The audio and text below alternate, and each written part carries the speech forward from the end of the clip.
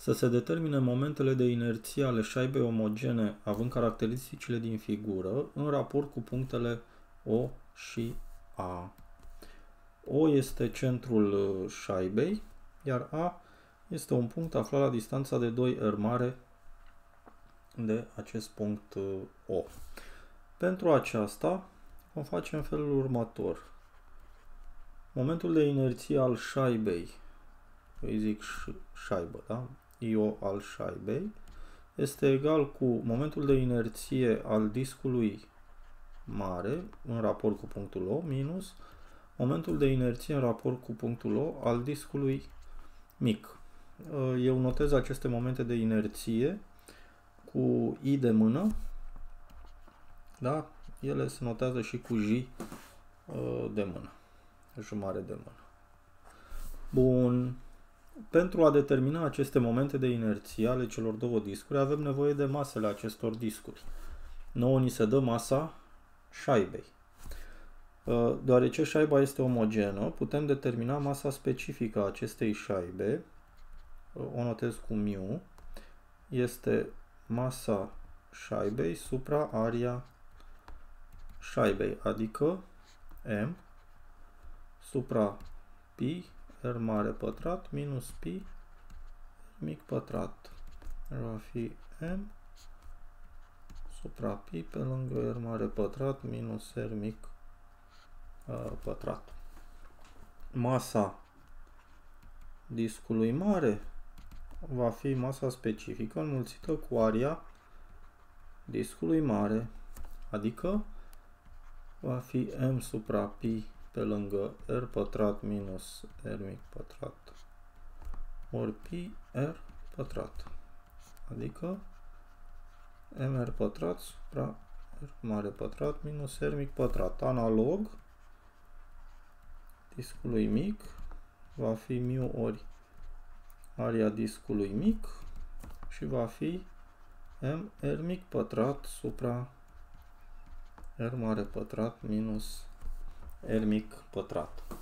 Momentul de inerție al șaibei în raport cu punctul O va fi momentul de inerție al discului mare, care este 1 pe 2, masa acestui disc. Mr mare pătrat supra mare pătrat minus R mic pătrat ori raza acestui disc la pătrat, cel mare pătrat, minus momentul de inerție al discului mic în raport cu centrul său de masă, 1 pe 2, masa acestui disc mic, ori R mic pătrat. Treaba asta înseamnă așa, 1 pe 2, masa se dă factor comun,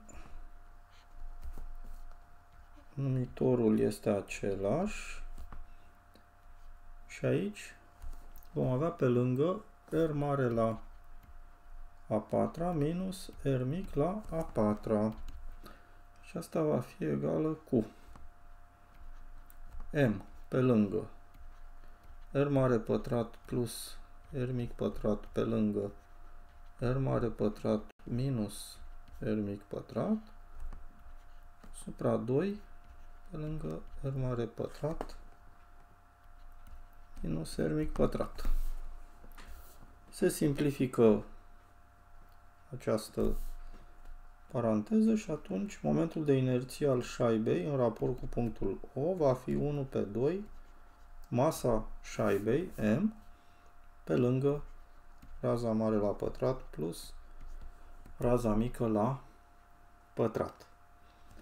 Dacă vrem să determinăm momentul de inerție al șaibei în raport cu punctul A, aplicăm teorema lui Steiner și atunci momentul de inerție al șaibei în raport cu punctul A este momentul de inerție al șaibei în raport cu punctul O, în raport cu centrul său de masă, la care se adaugă produsul dintre masa șaibei și pătratul distanței de la punctul A la punctul O, O A pătrat.